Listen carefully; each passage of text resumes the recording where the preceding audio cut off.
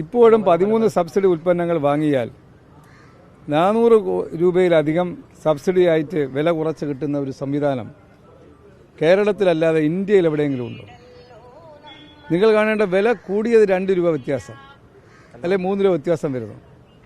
വില കൂടുതൽ വരുമ്പോൾ അതോടുകൂടി ജനങ്ങൾക്ക് വലിയ ഭാരം അടിച്ചേൽപ്പിക്കുന്ന രീതിയാണോ? 44 രൂപ 46 രൂപയാണ് കിലോയ്ക്ക് പഞ്ചസാര. ഞാൻ പറഞ്ഞോട്ടെ, പഞ്ചസാരയുടെ വില 6 രൂപ കൂട്ടിയതാണോ? 46 രൂപ വിലയുള്ള പഞ്ചസാര നമ്മൾ വില നിശ്ചയിക്കുമ്പോൾ 27 രൂപയാണ് നിശ്ചയിച്ചത്. പക്ഷേ 8 മാസക്കാലം പഞ്ചസാര ഔട്ട്ലെറ്റിൽ ഇല്ലായിരുന്നല്ലോ. എന്താ കാരണം? ഒരു സ്ഥാപനത്തിനും ആ വിലയ്ക്ക് സാധനം കൊടുക്കാൻ കഴിയില്ല. മാർക്കറ്റിൽ അതിനേക്കാൾ വില കുറച്ച് തരാൻ ഒരു സ്ഥാപനവും തയ്യാറുമല്ല. അപ്പോൾ 44 രൂപ വിലയുള്ള പഞ്ചസാര 33 രൂപയ്ക്ക് കൊടുക്കുന്നത് വില വർധനമാണോ? നിങ്ങൾ സ്വയം ചിന്തിക്കുക. 44 രൂപ വിലയുള്ള പഞ്ചസാര 33 രൂപയ്ക്ക് കൊടുക്കുന്നതിലൂടെ 11 രൂപ ഉപഭോക്താവിന് ലാഭകരമാകുന്ന അവസ്ഥയിൽ ഒരു സംവിധാനം നിലനിൽക്കണമോ വേണ്ടയോ?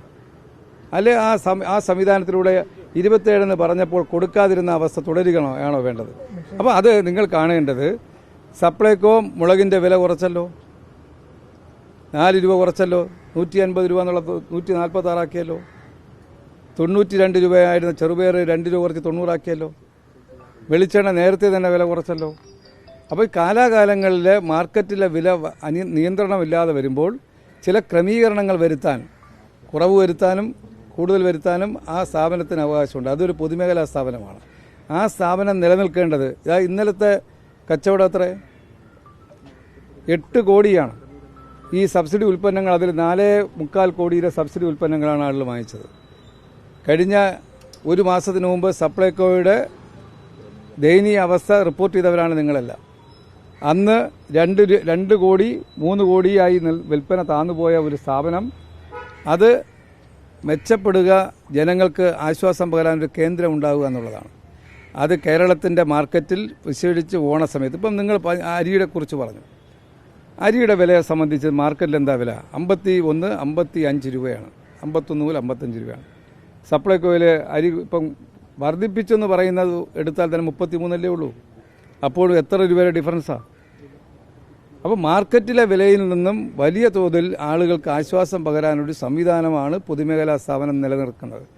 ഇന്ത്യയിൽ ഒരിടത്തും ചെയ്യാത്ത അത്തരം ഒരു സേവനം ചെയ്യുന്ന ഒരു സ്ഥാപനം, അതിനെ സപ്പോർട്ട് ചെയ്യാൻ, അതിനെ സംരക്ഷിക്കേണ്ടത് എൻ്റെയോ ഗവൺമെൻറ്റിൻ്റെയോ മാത്രം ബാധ്യതയല്ല, നിങ്ങളുടെയും കൂടെ ബാധ്യതയാണ്, പൊതുസമൂഹത്തിൻ്റെ ബാധ്യതയാണ്. സപ്ലൈകോയ്ക്ക് ഗവൺമെൻറ് കൊടുക്കാനുള്ള പണം കൊടുക്കാനും കൊടുക്കാതിരിക്കാനും അല്ലെങ്കിൽ കാലതാമസം വരുന്നതുമായ വിഷയങ്ങൾ വേറെയാണ്.